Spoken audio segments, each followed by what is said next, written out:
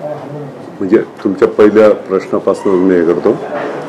पहिली गोष्ट तर सर्व माध्यमांच्या शाळेमध्ये मराठी भाषा हे बंधनकारक आहे.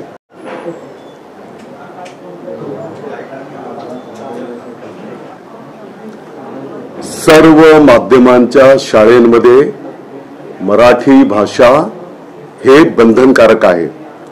मग ते इंग्रजी माध्यमाची शाळा, मराठीमध्ये तर काही विषयच नाही, इंग्रजी माध्यमाची शाळा असेल,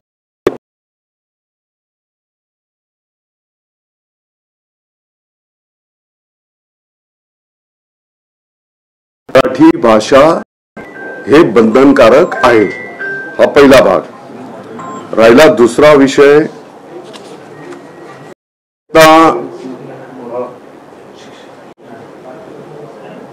पाचवी पासून गेल्या काही वर्षांच्या पासून हिंदी हा विषय आहे.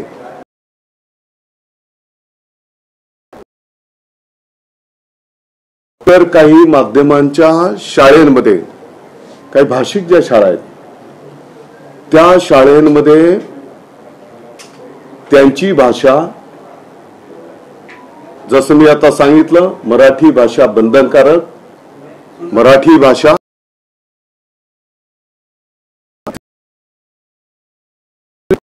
अनेक शाळेंमध्ये काही वर्षांच्या पासून हे शिकवलं जात आहे.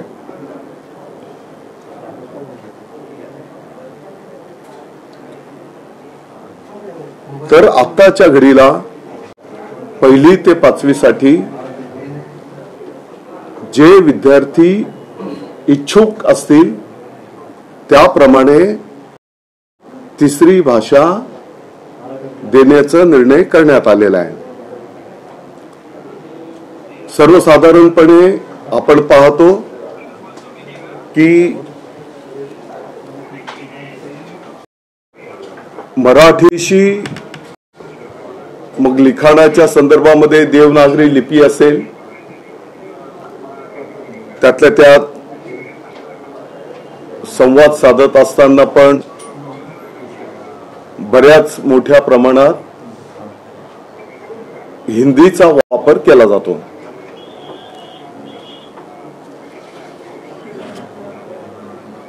ज्या वर्गातील विद्यार्थी तिसऱ्या भाषेच्या संदर्भामध्ये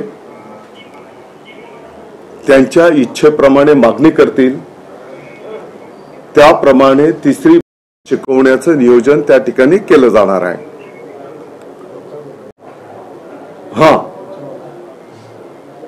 ते नियोजन करीत असताना त्या विद्यार्थ्याच्या, त्या वर्गाच्या एकूण संख्येपैकी किमान 20 विद्यार्थी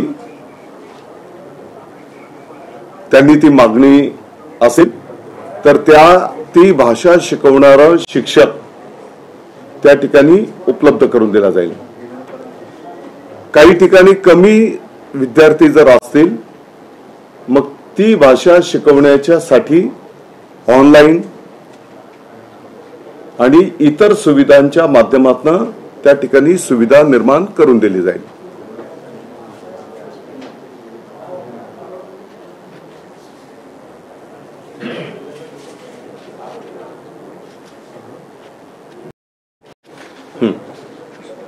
तुम्ही आता असं म्हणालात की अनेक माध्यमांच्या शाळांमध्ये मराठी कंपल्सरी आहे, परंतु अशा अनेक तक्रारी अनेक वेळा समोर आल्यात की त्या शाळांमध्ये मराठी शिकवली जात नाही. आपण हिंदी तिसरी भाषा म्हणून पुढे आणतो, कारण महाराष्ट्रामध्ये हिंदी सोडता अपवादात्मकच काही ठिकाणी काही शाळांमध्ये इतर भाषांसाठी आग्रह होऊ शकतो, परंतु ज्या शाळांमध्ये मराठी शिकवली जात त्यांच्यावर काय कारवाई? बिलकुल असं जर निदर्शनास आलं तर त्या शाळेंवर कठोर कारवाई त्या ठिकाणी केली जाईल. आणि एकदा दोनदा समज दिल्याच्या नंतर पण जर मराठी शिकवणं त्यांनी सुरू केलं नाही तर त्या शाळा रद्द करण्याचा पण निर्णय त्या ठिकाणी केला जाईल. मुंबईमधल्या मराठी शाळांचा काही प्रश्न आहे तो अनेक वर्षापासून प्रलंबित आहे. सरकारकडनं निर्णय घेतले जातात, परंतु पटसंख्याची सातत्यानं घसरत चालली आहे. आपण जर आकडेवारी पाहिली तर 13 वर्षात फक्त मुंबईमध्ये 132 मराठी शाळा बंद पडलेल्या आहेत. ही वस्तुस्थिती आपल्याला स्वीकारावी लागेल. या मराठी कशा त्या कशा वाढतील, किंबहुना महानगरपालिकेच्या पण शाळेमध्ये आपण घटती पटसंख्या पाहतो आहोत आणि त्या दृष्टिकोनातून निश्चितपणे ज्या ज्या काही चांगल्या सूचना आहेत त्याचं अनुपालन केलं जाईल.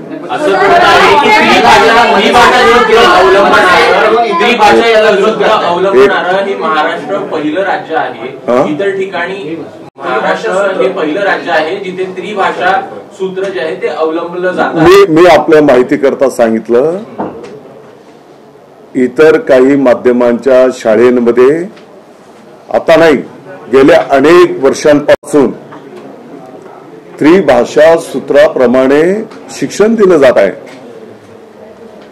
मी आपल्या निदर्शनास आणून दिलं, त्यांची जी भाषा असेल ती भाषा, मराठी आता बंधनकारक आहेच, मराठी आणि इंग्रजी असं अनेक शाळांमध्ये गेल्या अनेक वर्षांच्या पासून शिकवण्याची पद्धत सुरूच आहे. पण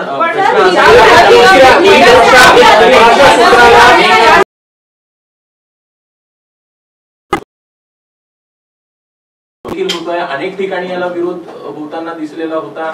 अशा परिस्थितीमध्ये त्रिसूत्री भाषा हा अवलंब करण्याचं नेमकं कारण काय आहे? आता सुद्धा जो जिया काढलेला आहे त्यात सुद्धा शब्दांचा खेळ केलाय अशा पद्धतीचा आरोप मनसेकडनं केला जातो. उदाहरणार्थ म्हणजे आधी अनिवार्य केलेलं आणि आता सर्वसाधारण असं केलेलं आहे. तर त्यांचं असं म्हणणं फक्त शब्दांचा खेळ केलाय, बाकी नियम तसाच कंटिन्यू ठेवलाय असं त्यांचं म्हणणं आहे. बघा,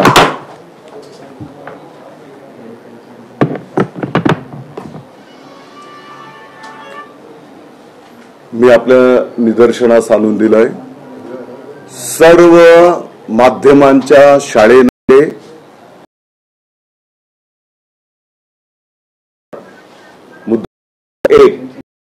मुद्दा क्रमांक 2, ज्या शाळेमध्ये ज्या पद्धतीने मागणी येईल ऐच्छिक त्या विद्यार्थ्यांच्याकडून त्यांच्या पालकांच्याकडून, त्या पद्धतीने मग ही तिसरी भाषेसाठी व्यवस्था करून दिली जाईल. आता उदाहरणार्थ अगदीच 1-2 मुलांनी जर एखाद्या भाषेचा मागणी केली तर त्याच्यासाठी तात्काळ लगेच शिक्षक उपलब्ध करून देणं शक्य होणार नाही आणि म्हणून कमी संख्या आहे तर त्या विद्यार्थ्यांना ऑनलाईन हे तिसऱ्या भाषेच्या साठी ऑलरेडी इंग्रजीचं धोरण गेल्या काही वर्षांच्या पासून आपण स्वीकारलेलं आहे.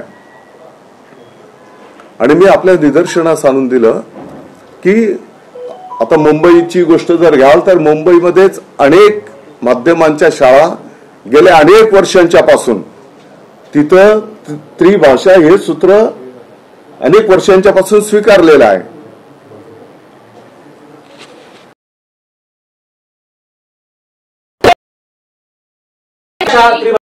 लागूनच प्रश्न असा होता की जेव्हा एप्रिलमध्ये हा निर्णय घेण्यात आला तेव्हा मागणी झाली होती की 3 भाषांचे सूत्र नको, शासनाने तसा निर्णय घेऊ नये, त्यावेळेला चर्चा देखील झाली, परंतु हा पुन्हा निर्णय घ्यावा लागला. याचं कारण काय? आपल्याला दिसून येईल ज्या पद्धतीने 12वीच्या नंतरचं जे वरिष्ठ शिक्षण आहे या संदर्भामध्ये आपण असं पाहतो आहोत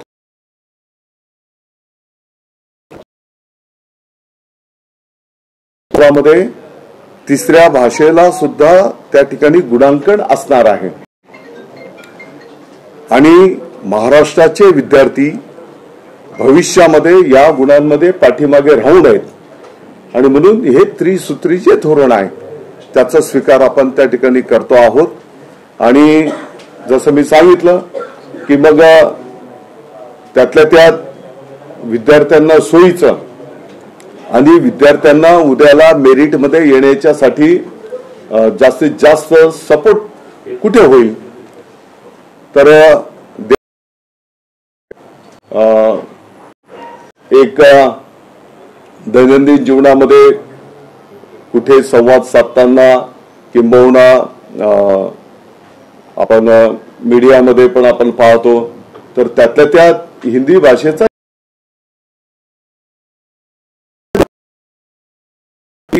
सगळे मुद्दे आपण विद्यार्थी आणि त्यांच्या पालकांवर सोपवलेले आहेत.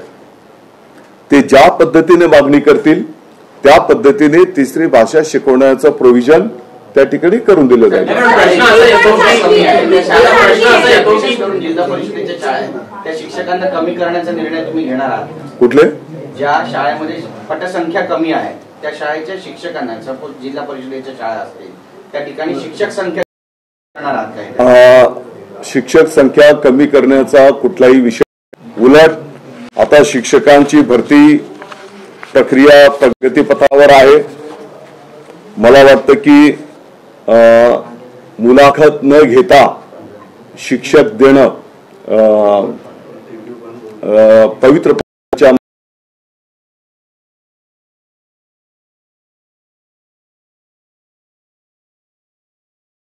पुढे जे एकाच 10 शिक्षक आपण देतो एका जागेसाठी, तर ती प्रक्रिया पण आता सुरू करण्यात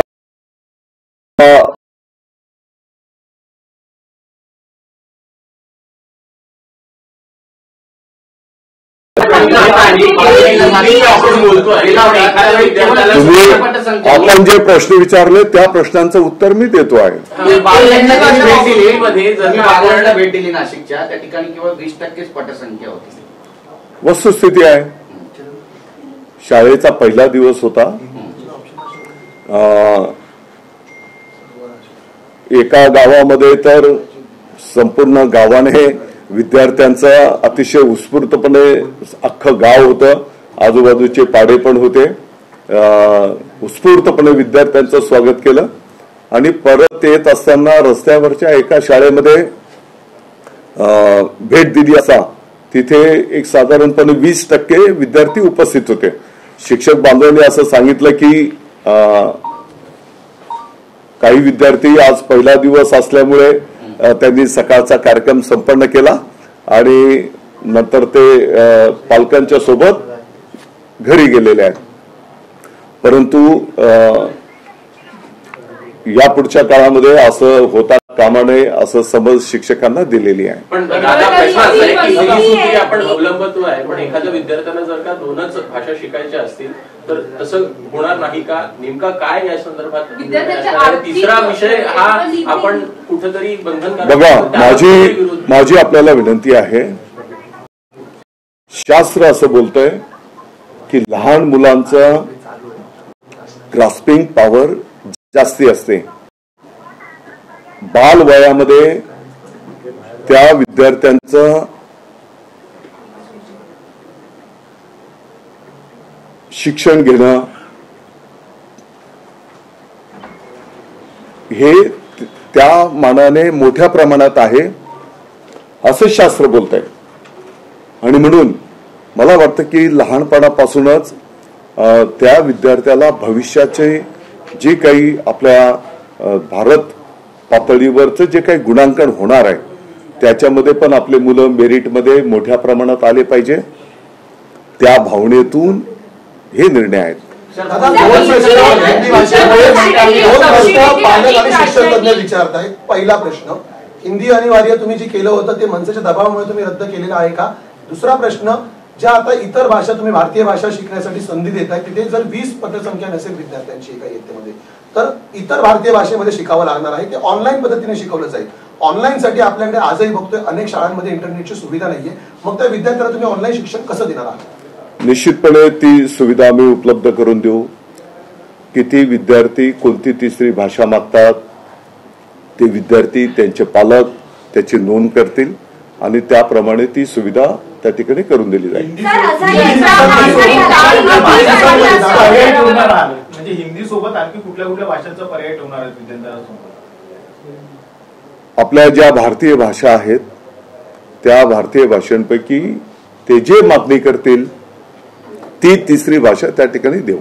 सर, एक असाही प्रश्न निर्माण झालेला आहे की लिपी सारखी असल्यामुळे विद्यार्थ्यांचा गोंधळ होणार नाही का, असं पालकांकडनं देखील विचारलं जात आहे. याला काही सोल्युशन किंवा काही काढू शकतो? म्हणजे जसं की देवनागरी हिंदीमध्ये तसंच लिहितात जसं मराठीत लिहितात, त्यामुळे हेच मी आपल्या निदर्शनास आणून देत होतो की त्यातल्या त्यात कदाचित विद्यार्थी जे मागणी करतील त्यांना जे सोयीचं वाटेल, त्या पालकांना जे सोयीचं वाटेल त्याप्रमाणे ती तिसरी भाषा देऊ. दादा, मनसेच्या संदर्भात राज ठाकरे सुद्धा थोड्याच वेळात पत्रकार परिषद घेत आहेत. त्यांनी 4 जूनपर्यंतचा गेल्या वेळी इशाराही दिलेला होता. या इशारामुळे कुठेतरी महायुती सरकारने हा निर्णयात बदल केलाय का? असा बिलकुल काही विषय नाही. या विषयाच्या संदर्भामध्ये अनेक लोकांशी संवाद झाले, चर्चा झाल्या आणि मग त्यांच्या समोर सुद्धा काही बाबी ठेवण्यात आलेल्या आहेत आणि शेवटी आपलं अंतिम उद्दिष्ट आहे की आपल्या महाराष्ट्राचे विद्यार्थी मेरिटमध्ये पुढे आले पाहिजेत. मग वरिष्ठ पातळीवरचे जे शिक्षण असतात त्याच्यामध्ये त्यांना जास्तीच्या संधी उपलब्ध झाल्या पाहिजेत. या भावनेतून अतिशय स्वच्छपणे हा निर्णय आहे. केंद्राचा दबाव आहे त्याच्यामुळे हिंदी सक्ती करण्याचा प्रयत्न तुम्ही केंद्राचा जर शासन निर्णय बुकलेट बघितला त्याच्यामध्ये त्यांनी आहे का ते बोला, तुम्हाला ते बुकलेट दाखवतो. त्याच्यामध्ये कुठेही अमुक भाषा घ्या असं बंधनकारक कुठेही नाही. तुम्हाला मी ते पुस्तिका दाखवतो. मराठीचं हिंदीकरण केलं जात आहे आणि हे सगळं जाणीवपूर्वक. माझी आपल्याला विनंती आहे, इतर सर्व माध्यमांमध्ये मराठी बंधनकारक करतो आहोत आपण.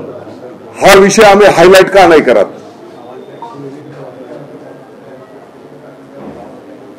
देश पातळीवर छत्रपती शिवाजी महाराजांचा इतिहास शिकवला जाणार आहे, हे आम्ही हायलाइट का नाही करत? गरजा महाराष्ट्र माझा, महाराष्ट्र गीत प्रत्येक माध्यमाच्या शाळेमध्ये गाणं बंधनकारक. आणि जसं आपण बोलले की मराठी भाषा शिकवणं, गरजा महाराष्ट्र माझा हे राज्यगीत, राष्ट्रगीताच्या नंतर सन्मानजनक गाणं, जे शाळा याचा अंमलबजावणी करणार नाहीत त्यांना समज दिली जाईल, नाही तर त्यांच्यावर कायदेशीर कारवाई केली जाईल. माझी विनंती आहे, हे सुद्धा सकारात्मक विषय आहेत ना. सकारात्मक निर्णयाचं नाही, त्याचं स्वागतच आहे. मात्र तुम्ही हिंदीबाबत जो निर्णय घेतलेला आहे त्यामुळे मोठा संभ्रम हा निर्माण झालाय. आज शाळा सुरू झालेली आहे. आता जर दुसऱ्या भाषांचे जर विषय निवडले तर त्यासाठी ऑनलाईन प्रशिक्षण कसं दिलं जाईल? कारण तुम्ही कधीपर्यंत या ऑनलाईन शिक्षणाची सुविधा पुरवणार? ग्रामीण भागांमध्ये, दुर्गम भागांमध्ये आजही शिक्षण पटासंख्येचा प्रश्न सुटलेला नाहीये. अशा वेळी ऑनलाईन शिक्षण देण्याला किती वेळ लागू शकतो? त्यासाठी तुम्ही काय निर्णय घेतलेले, काय तरतूद केली? निश्चित काळामध्ये या सर्व गोष्टींचे प्रश्न सोडवण्याचं काम केलं जाईल. साधारणपणे आपण पाहतो की इयत्ता पहिलीमध्ये तर आपण जे काही शिक्षण देतो ते तर म्हणजे बोलणं, चित्र काढणं या माध्यमातून देत असतो. ते शब्द, ते चित्र काढून आपण लहान मुलांना शिकवतो. पण दादा, दुसरं तुम्ही काही चांगल्या सकारात्मक गोष्टी जरी सांगितलं तरी त्याच्यामध्ये एक मुद्दा येतो की 20 जी मुलांची संख्या आहे ती कुठेतरी आपल्याला बंधनकारक दिसते आहे वेगळ्या विषयांसाठी. ती 20 का आहे की त्याच्यासाठी मग ते शिक्षक पाहिजेत ना. अगदी उद्या 2 विद्यार्थ्यांनी एखाद्या भाषेची मागणी केली, मग त्याच्यासाठी स्वतंत्र शिक्षक देणं, प्रॅक्टिकल पण शक्य झालं पाहिजे ना. यासाठी तो फिगर आहे. विद्यार्थ्यांच्या पाठीवरचं ओझं कमी करण्यासाठी खरं तर प्रयत्न सुरू होते, मात्र आता पुन्हा एकदा नवीन भाषा. माझी आपल्याला विनंती आहे, गेल्या अनेक वर्षांच्या पासून आपल्या मुंबईमध्ये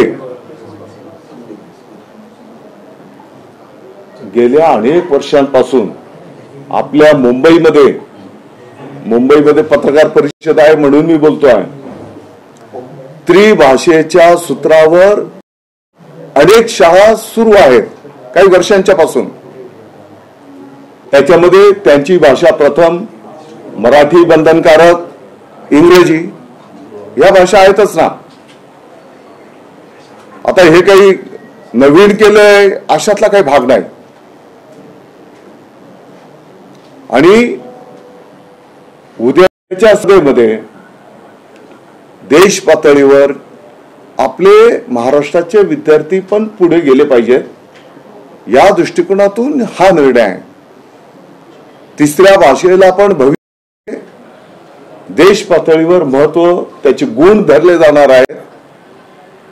ते गुण आपल्या विद्यार्थ्यांना पण मिळायला पाहिजे ही या निर्णयाच्या पाठीमागची भावना आहे. आता कुठे मला आणखी हिंदीमध्ये आणि हिंदीवालेच आणखी प्रश्न नाही माझी केंद्रापर्यंत तुमचा आवाज पोहोचू द्या तेवढीच अपेक्षा आहे. नाही कोणापर्यंत आवाज पोहोचवण्यासाठी काही हे विषय नाहीत. बुकलेट दादा फक्त तुम्ही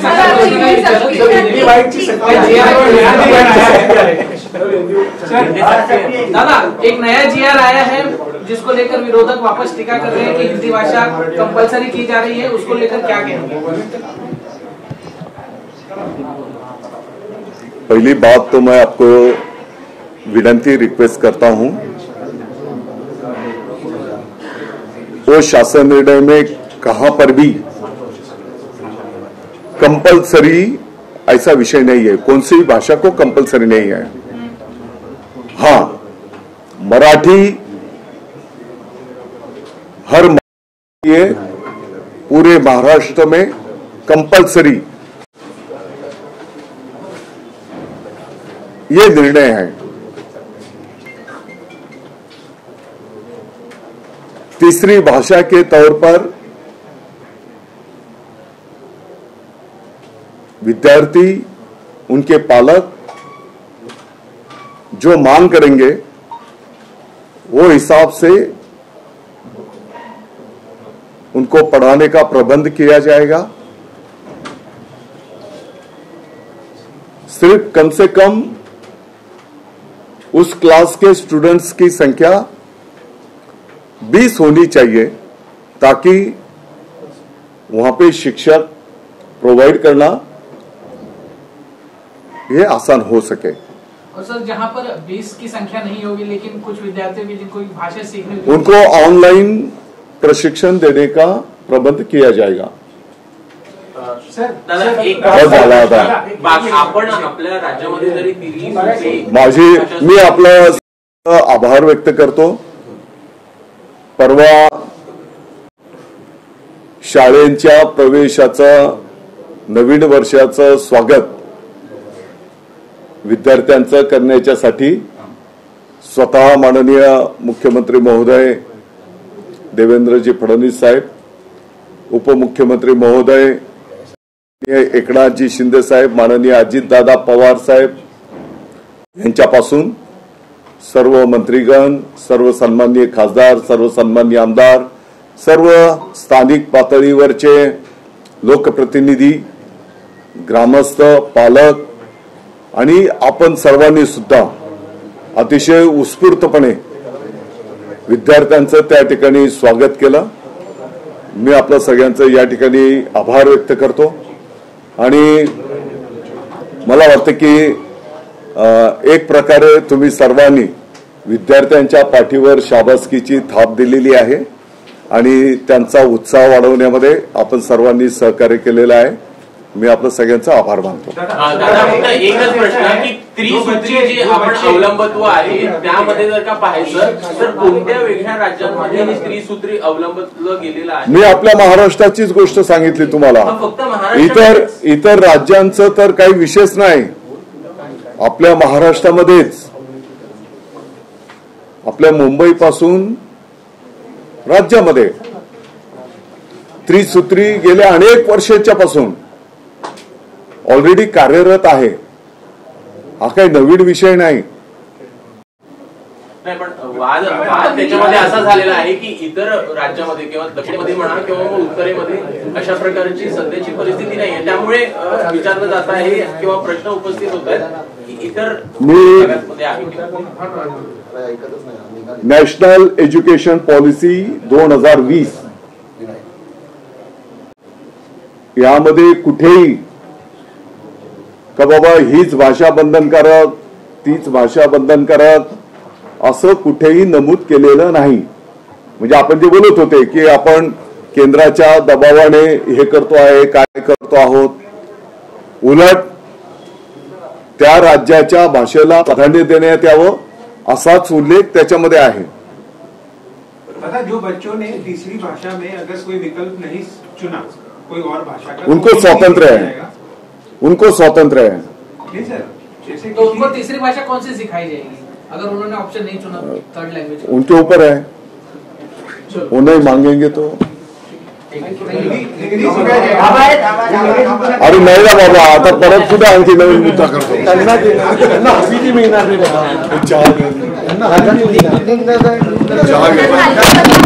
चहा घेतला